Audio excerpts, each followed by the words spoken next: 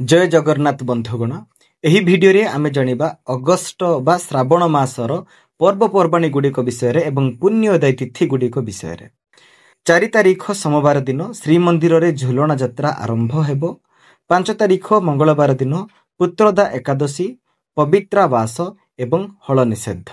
7 तारिख गुरुवार दिन शिव पवित्रारोपण चतुर्दशी शरण आरंभ हेबो। 8 तारिख शुक्रवार दिन पूर्णिमार चंद्र पूजा हेबो। 9 तारिख शनिवार दिन गम्हा पूर्णिमा श्री बलभद्र जन्म एवं राखी बंधन अच्छे। 12 तारिख मंगलवार दिन अंग भेट तृतीया एवं शरण शेष। 13 तारिख बुधवार दिन बुद्धु बामन ओषा श्रीमंदिर रे रेखा पंचमी और गृहिणम रक्षा पंचमी। 15 तारिख शुक्रवार दिन भगवान श्रीकृष्णंकर जन्माष्टमी अच्छी एवं 79तम स्वाधीनता दिवस। 16 तारिख शनिवार दिन नंद उत्सव हेबो जोटा कि श्रीकृष्ण जन्माष्टमी गोटे अंश। 17 तारिख रविवार दिन सिंह संक्रांति अच्छी।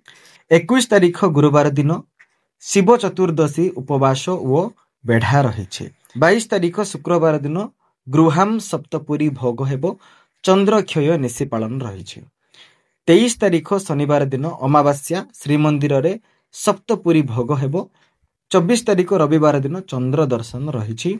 26 मंगलवार दिन बाली तृतीया एवं गौरी व्रत।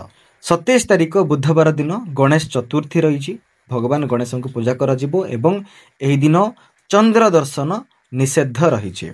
28 तारिख गुरुवार दिन नुआखाई रही। ऋषि पंचमी रही एवं गुरु पंचमी व्रत मध्य रही। 29 तारिख शुक्रवार दिन षष्ठी उषा हब।